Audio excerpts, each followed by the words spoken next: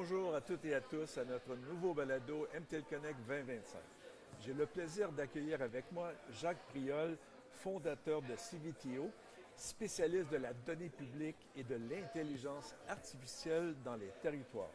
Bonjour Jacques, merci d'être avec nous. Bonjour Claude. Pour débuter Jacques, comment êtes-vous arrivé à fonder CVTO et à vous spécialiser dans la donnée territoriale? Alors Civiteo, c'est une petite entreprise française. Effectivement, je l'ai créée à Nantes en 2016, il y a presque 10 ans maintenant. Et avant de faire ce métier de la data, je travaillais dans les collectivités territoriales. J'ai travaillé dans des mairies, dans des régions, sur les politiques publiques. Et l'idée de Civiteo, c'était de se dire que le service public produit énormément de données, immensément de données, et n'a pas toujours les outils, les méthodes pour les utiliser pour améliorer l'efficacité de ces politiques publiques. Et c'est comme ça que nous avons créé cette société il y a 10 ans maintenant. Wow, bravo. Bon, si je comprends, CVTO accompagne les collectivités dans leur transition numérique. Quels sont, selon vous, les principaux enjeux, principaux défis de cette transformation pour les villes et territoires aujourd'hui? Alors aujourd'hui, en 2025, l'enjeu majeur, c'est bien sûr l'intelligence artificielle, mais pas uniquement les nouveaux outils, les nouveaux algorithmes, toute cette offre absolument pléthorique qui arrive sur le bureau de nos élus, de nos responsables administratifs. C'est aussi la manière et les méthodes qui peuvent permettre, pas toujours d'ailleurs, il faut peut-être parfois s'en prémunir, d'introduire de l'intelligence artificielle dans l'efficacité des politiques publiques. Et bien souvent, j'en reviens à mon sujet de départ, l'une des conditions pour que l'intelligence artificielle soit utile à l'intérêt général, au service public, c'est d'abord de maîtriser ses data, de maîtriser ses données. Donc vous voyez, on fait aujourd'hui beaucoup de projets avec de l'intelligence artificielle, mais en vérité, je dis souvent, quand on a un contrat sur l'intelligence artificielle, 80% de notre contrat, c'est d'abord de travailler sur la data. Sur la data, excellent. Est-ce que vous pensez que ces enjeux et défis en France se transposent aussi au Québec et est-ce que vous travaillez avec les villes québécoises? Alors absolument, les enjeux, je crois, sont les mêmes dans les services publics de quasiment les pays du monde entier. C'est une des caractéristiques de cette évolution ou révolution de l'intelligence artificielle, c'est de se diffuser massivement partout. Nous étions hier une quinzaine de collectivités françaises et québécoises à travailler ensemble et à échanger sur des projets de recours à l'intelligence artificielle au service de la résilience des territoires, par exemple sur des sujets d'inondation, sur des sujets d'incendie, de sécheresse, de panne. Et on voit bien que les questions éthiques, les questions techniques, les enjeux de gestion opérationnelle, de formation des collaborateurs sont très similaires au Québec et en France et probablement dans tous les pays qui déploient de l'intelligence artificielle, on va dire librement. Il y a d'autres versions de l'IA dans certains pays qui sont peut-être pilotées autrement. Mais quel est le bénéfice de combiner des datas québécoises et des datas françaises qui ne sont pas finalement le même territoire? Alors ça, c'est vraiment un enjeu clé que l'on découvre petit à petit. Parce que ce que l'on dit sur l'intelligence artificielle appliquée au service public aujourd'hui, on ne disait pas la même chose il y a un an. Et si vous m'invitez à nouveau dans un an, on aura peut-être évolué. Ce que l'on découvre, c'est qu'il y a beaucoup de projets qui viennent d'initiatives privées, d'initiatives publiques, de grandes entreprises.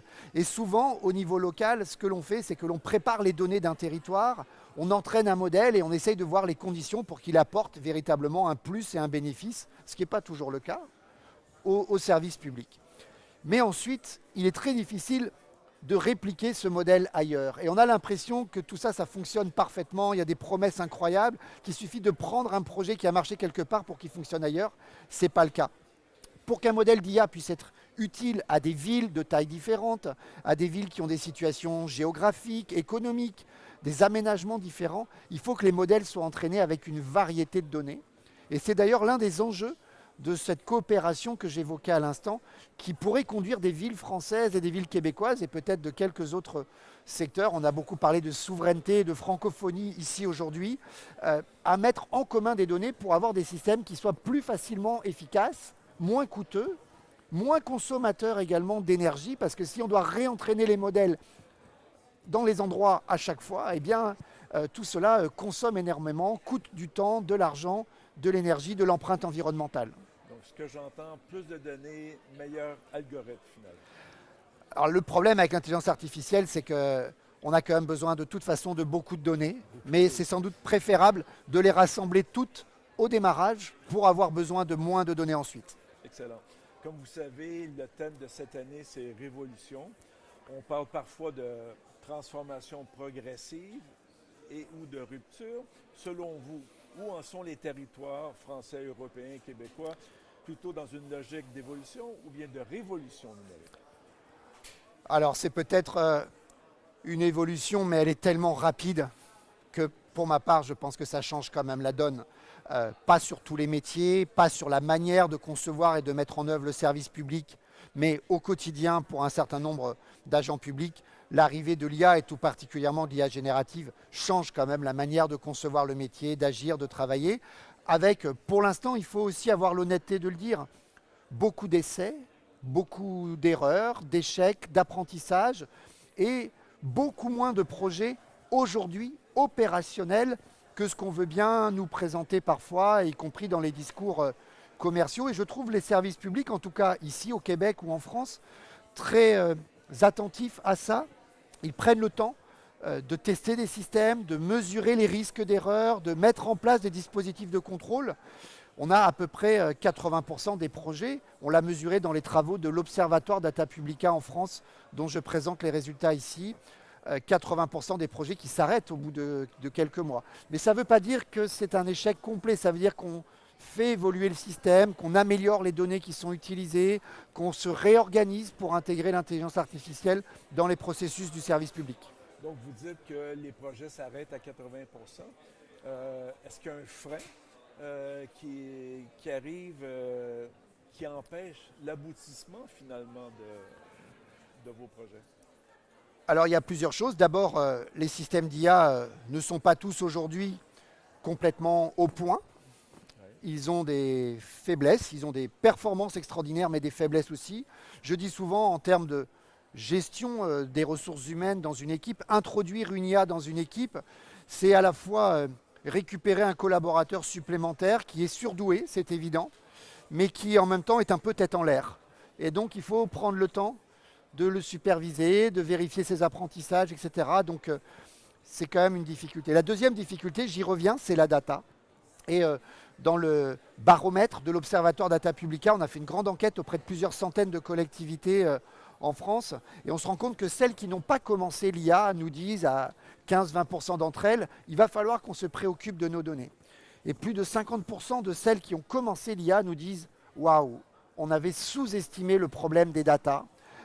Et en fait, les IA ne fonctionnent pas aussi bien que ce que l'on pensait. Il y a une sous-performance parce qu'il va falloir qu'on se pose pour orchestrer différemment nos données, pour alimenter les systèmes d'apprentissage et ensuite le fonctionnement quotidien. Parce que l'effort, il doit être constant sur la gestion des données. Ce n'est pas qu'au départ pour l'apprentissage, c'est aussi pour faire fonctionner les systèmes dans la durée. Sinon, les systèmes dérivent, commettent des erreurs dans leurs prévisions, peuvent produire de l'incohérence et, plus grave pour du service public, peuvent produire de la décision qui serait juridiquement attaquable et le service public doit être exemplaire. Wow. Ça m'amène à... Donc, on parle beaucoup d'IA dans vos projets. Évidemment, l'IA est vue comme un moteur de rupture. Comment voyez-vous finalement l'utilisation ou le rôle de l'IA pour aider les collectivités à mieux servir les citoyens, améliorer leur service public? Alors, il y a trois choses importantes. La première, elle ne sera peut-être pas immédiatement visible des citoyens. C'est la manière dont on intègre, parfois très vite, parfois trop vite, parfois de façon plus prudente, l'IA générative dans la production quotidienne du service public. Le service public, c'est vrai au Québec comme en France, repose sur une culture de l'écrit, sur la production de normes, sur de la validation de documentation, sur des autorisations qui sont données, des aides qui sont apportées. Et là, l'IA générative est en train de changer la manière, ou va changer la manière dont les équipes s'organisent. On va gagner du temps sur certains sujets, on n'en gagnera pas sur tous. Et on n'est pas non plus dans les impacts qu'on a voulu nous décrire immédiats, qui allaient faire des économies immédiates importantes. Mais ça change la donne. La deuxième chose, c'est dans la conception même des politiques publiques, c'est-à-dire le travail que fait le service public pour amener nos élus à prendre des décisions. Et il y a beaucoup de sujets très complexes sur la circulation, sur les impacts du réchauffement climatique, sur la gestion de l'énergie, où on a énormément de données à disposition qu'on ne sait pas toujours traiter, analyser en temps réel. Et l'intelligence artificielle va très certainement être un outil en capacité de proposer aux élus, aux décideurs, différents scénarios, des manières de faire, pas pour décider à leur place, mais pour avoir plus de possibilités et d'informations dans la décision. Et puis la troisième et la dernière chose, c'est l'IA au service direct des usagers. Il y a énormément de projets, de chatbots notamment. Tout le monde veut avoir de l'IA qui va répondre directement au public. On en parle beaucoup, mais il faut aussi bien le dire, ces systèmes aujourd'hui ne sont pas encore tout à fait au point, en tout cas pas autant que ce que peut-être certaines entreprises commerciales nous disent. Et il faut faire attention de ne pas avoir en apparence quelque chose de très moderne, mais s'il fait 20-30% d'erreurs, ça ne marche pas. Je dis souvent aux décideurs avec qui on travaille, si vous avez un agent public derrière un guichet qui fait 30% d'erreurs dans les informations qu'il donne aux citoyens, eh bien vous ne le laissez pas derrière le guichet. Pourquoi est-ce qu'on laisserait une intelligence artificielle faire ces erreurs? Très bonne observation, merci. Pour terminer, Jacques, quelle est votre vision à moyen terme de la ville intelligente et résiliente de demain? Alors, on parle de ville intelligente beaucoup, c'est beaucoup de data, c'est ces systèmes-là, et puis donc maintenant beaucoup d'IA, mais on oublie souvent, même si ce n'est pas le cas ici à Montréal, je me permets de le dire, les citoyens. La ville intelligente, ce n'est pas une ville automatique, ce n'est pas une ville où des données et des algorithmes pourraient décider à la place des citoyens, à la place des élus qui les représentent, la manière dont on organise le fait de vivre ensemble. Il y a un très bon exemple pour ça, c'est le système de pilotage automatique des feux dans les carrefours qui a été récemment proposé par un grand acteur du numérique américain qui nous dit « j'ai toutes les données sur les voitures qui circulent avec les GPS, je sais mieux paramétrer les feux rouges de tous les carrefours que ne le font les services municipaux ». Eh bien, ce n'est pas vrai. Parce que ce qu'ils savent faire, c'est détecter le temps d'arrêt des voitures, les systèmes de paramétrage qui ont été mis en place. Et ce qu'ils ne savent pas faire, c'est se rendre compte que parfois on fait exprès de freiner la circulation dans certains quartiers parce que c'est des endroits où on ne veut pas que les voitures envahissent des zones où il y a des écoles, où on est sur du centre-ville, etc. Donc la ville intelligente de demain, elle utilisera de plus en plus de données, beaucoup d'IA pour aider à la décision et j'espère que ça ne deviendra pas une ville automatique. Super, merci beaucoup. Merci beaucoup, Jacques, pour cet échange éclairant sur les données dans les territoires. Merci Claude, à bientôt. Merci. Merci à toutes et à tous et à la prochaine.